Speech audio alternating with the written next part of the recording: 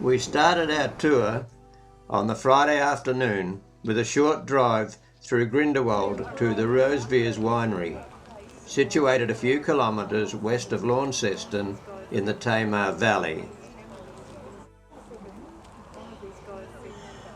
We had the opportunity of tasting the fine wines and produce of this small plantation, at the same time admiring the views of the Tamar Valley and meeting up with several of our travelling companions.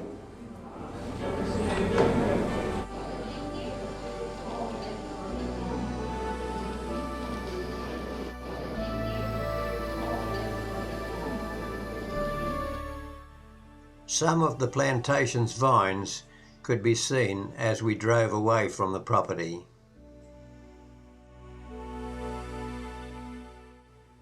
Next morning we set off towards Scottsdale to the east, stopping briefly at the Sidling Lookout for a quick view across the plains. On the coach again we journeyed on to Scottsdale for a comfort stop and a welcome cup of hot coffee and a few quick photos of the town's main street. Of particular interest was the beautiful Uniting Church and the freshly painted Lyric buildings.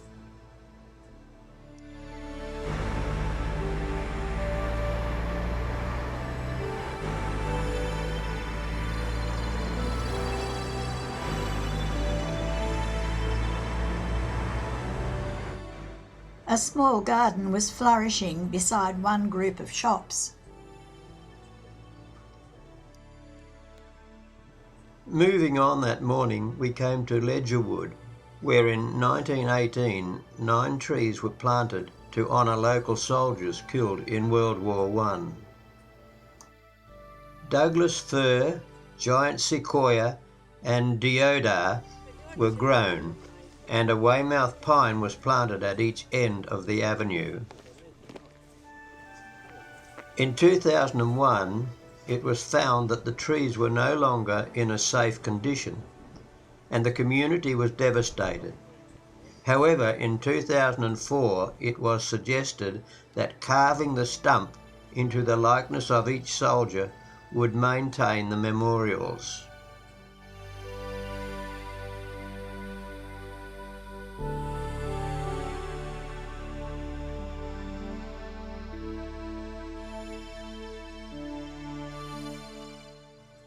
Eddie Freeman, a chainsaw carver from Ross in Tasmania, was employed to complete this task for the community.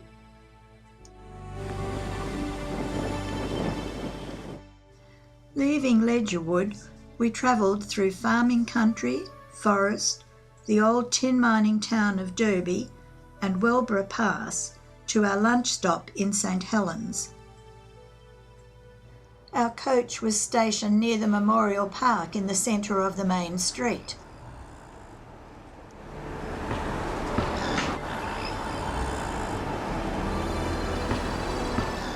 St Helens is the largest town on the east coast and is situated on George Bay.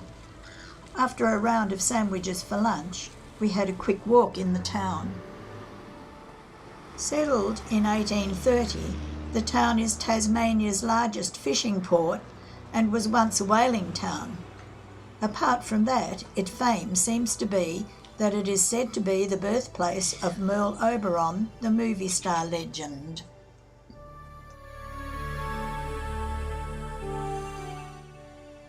Back in the coach and continuing our journey down the east coast, we passed through Bicheno and down to Freycinet National Park, first stopping for a stroll on the beach at Coles Bay.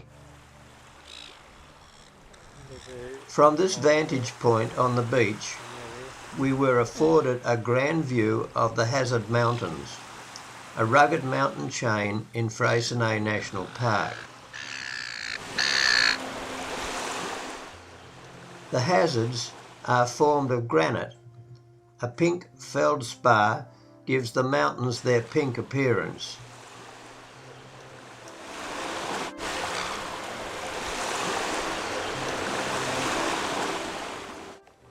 Returning from the beach, we continued in the coach to Cape Tourville and a guided walk around the edge of the cliff face circling the lighthouse. Need to be cracked open to get them to grow and start growing through. Yeah. Anyway, is that everyone? No, still waiting for a few more, that's alright. Quite difficult. And also, because people have got to walk that way, they don't often take much rubbish.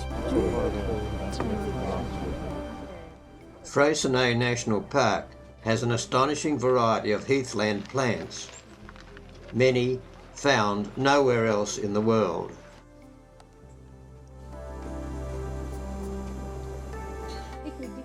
Stopping on the way, our guide drew attention to the floral emblem of each state, and as we stood on the boardwalk, we had a close look at the blue gum, the floral emblem of Tasmania.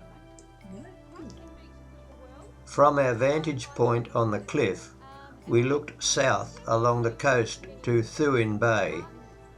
Wineglass Bay was just beyond the headland. Next morning, our coffee break was at a small museum at Copping, where we were directed by a rather strange-looking policeman.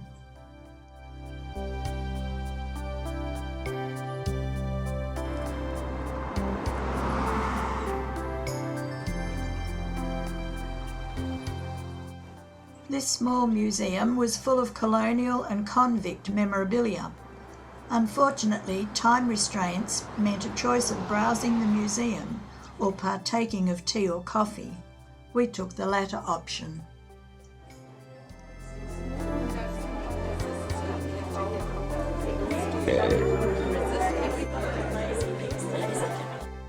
Outside, we found some rather strange sculptures and what was reputed to be the house that Jack built.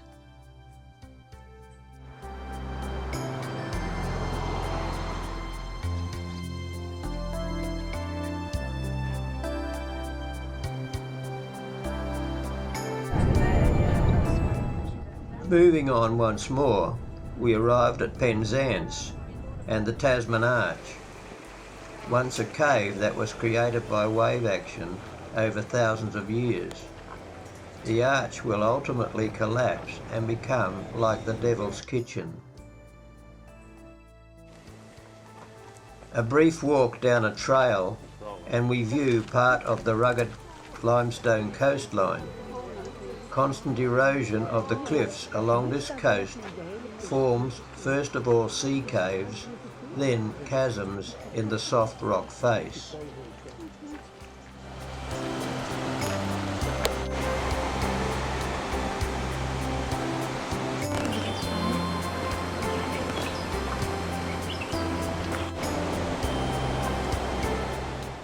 A brief stop at Pirates Bay allowed us to get a shot of the blowhole, although it was not very active at this time.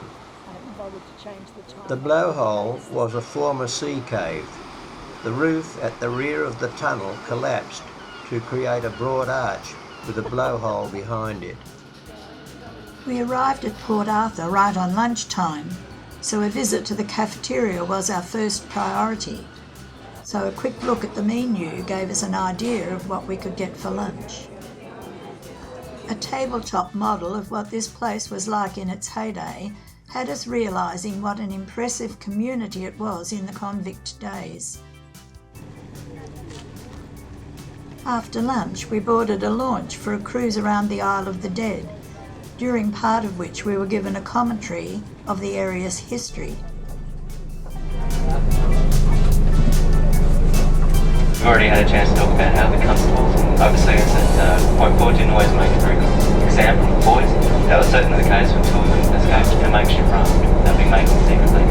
Unfortunately for them though, the next day, one of their bodies in the raft washed back to shore. We circled around the Island of the Dead, where some tourists disembarked, then called at Point Pure, which was the boys' prison.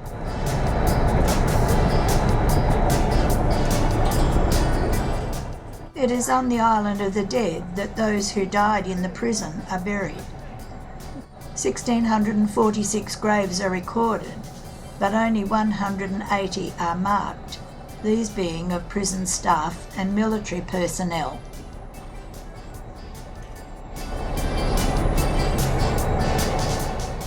Port Arthur is located on a naturally secure site, as it is a peninsula surrounded by water, rumoured by the administration to be shark-infested. A 30-metre wide isthmus of Eagle Hawk Neck is the only connection to the mainland and was guarded by fencing, soldiers and half-starved guard dogs. On returning to the jetty, we noticed another group waiting for the boat. After the cruise, we were given an interesting history lesson on the facilities of this place. Reward you by giving you an education, a trade and a way to get out of the system and stay out. That's a good reward, isn't it? The penitentiary was originally built as a flour mill and granary, and later converted into the 4-storey building to house the convicts.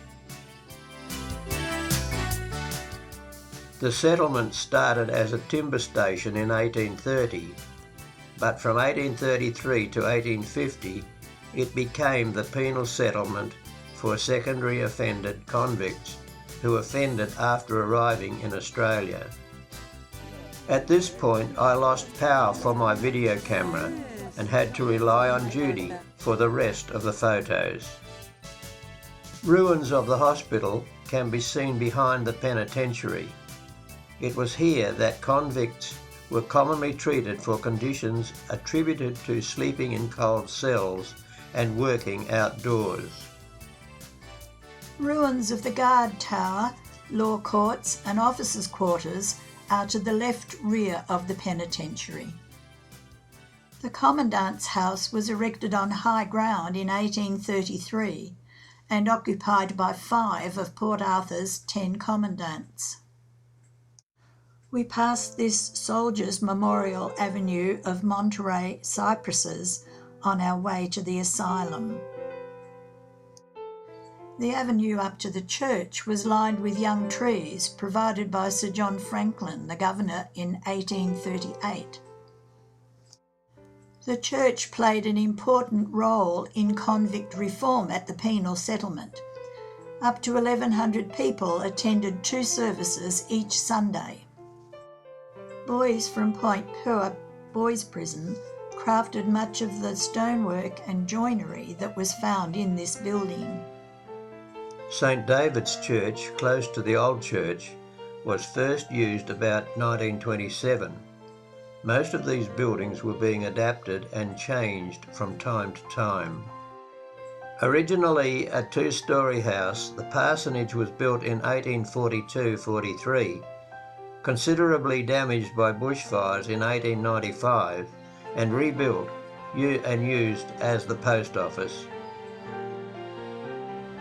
The accountant's house, built in 1843, originally housed the medical officer.